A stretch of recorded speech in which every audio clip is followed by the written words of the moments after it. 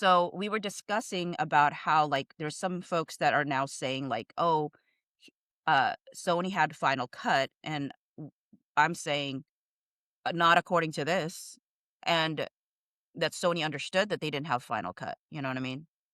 Um, Says spoke to Josh. He will tell Blake tomorrow he cannot authorize her request regarding, and we realize now this was a typo. It is editorial. It's a Wayfarer movie. They have final cut and run process. We are only investors in releasing. Must get approval from you all. He understands. So Jamey says, thank you for having the conversation. I appreciate you. And with that said, I'm always open and willing to hear your thoughts if we should make another decision with any of this. He goes, okay, let's talk tomorrow. And then he says, Josh texted with BL. Um, so interestingly enough, they're texting at like super late. Like this is like past midnight they were texting. So then at 11:36 later that day, I'm fairly sure this is Todd says Josh texted with BL, shut down SL or anyone in cutting room. She said okay. She understood. She did say her editor avail now tomorrow and can Josh ask if Wayfarer or okay to have editor come in with her and Una look at some stuff.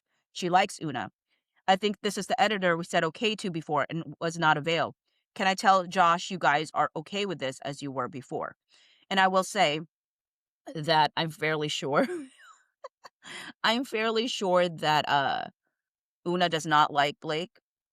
Una I mean, I don't know definitively, but I am fairly sure Una was probably one of the leaks to TMZ about how, like, Blake wasn't the greatest. But, I mean, I don't know that definitively, but that's the vibe I get sometimes. And then, also, what was it? Um, the SL is Sean Levy. Sean Levy. So it's really interesting if you think about it that she wanted to bring Sean Levy in it. So she wasn't looking to just have an edit. Here's the weird thing. She says she really wanted to replace Justin overall, I feel like. Because Sean Levy, why would you want Sean Levy? I mean, isn't he a director? They must have had a phone conversation because the next text is at 1:20 p.m. And he said, so I understand. Are you saying Shane coming into editorial as of now is conditional on this Josh phone call? And that's what I have to talk to him about? Cannot say okay to Shane now? I mean, Heath said, Justin needs to hear the feedback from you. As you know, this whole thing is incredibly overwhelming and troublesome. The fact that Blake has access to Josh during this process and we don't is not landing for me. So if this ask has come from Blake through Josh, it's not unreasonable that we have firsthand conversations as well. That said, I heard your point and understand. I'm trying to manage both sides. Putting my own position aside, I think once we three speak, he will sign off on it after hearing your thoughts, since you're requesting we don't speak to Josh. You can articulate it from Sony's perspective to him. Okay, so, oh, interesting. Oh, wait, Josh is the lifesaver here. Okay, so I guess Todd is saying Josh is the lifesaver here. Okay. That she will not engage with Justin Wayfarer slash me. Oh! Wait a minute. Okay, now I'm confused. Is this Todd or is this Ange? Okay, who here thinks it's Ange versus Todd? Because I mean, I don't definitively know, honestly. I mean, I think it's obviously redacted because it's probably a phone number.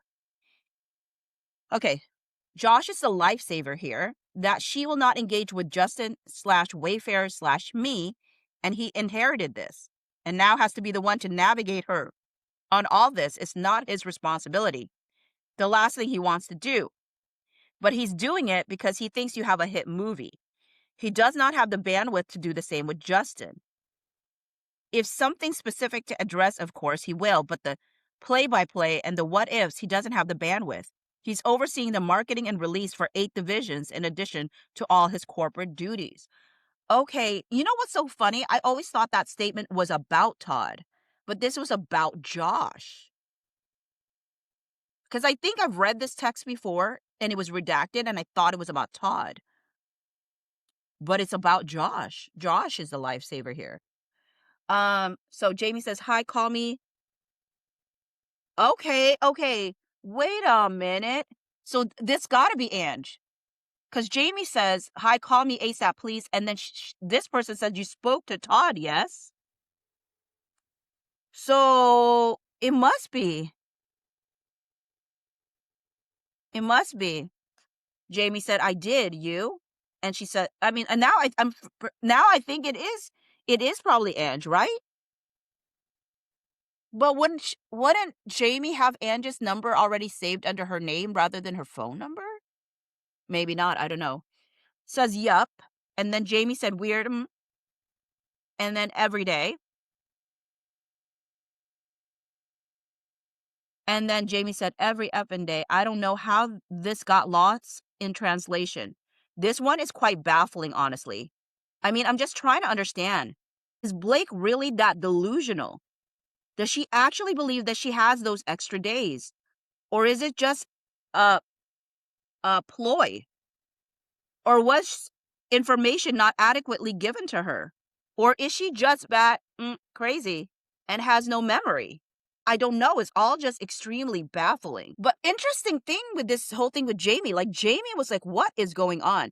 And here's again another thing that I'm like, if Jamie Heath, okay, if you think about it, if Jamie Heath honestly believed that this was about SH and guarding against it, as this kind of text is not happening, y'alls. If there, I don't.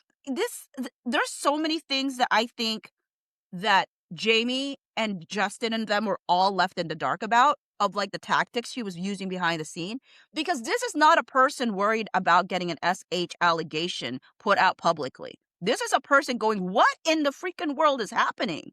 What is going on right now?" He is so baffled by Blake Lively. And frankly, so am I.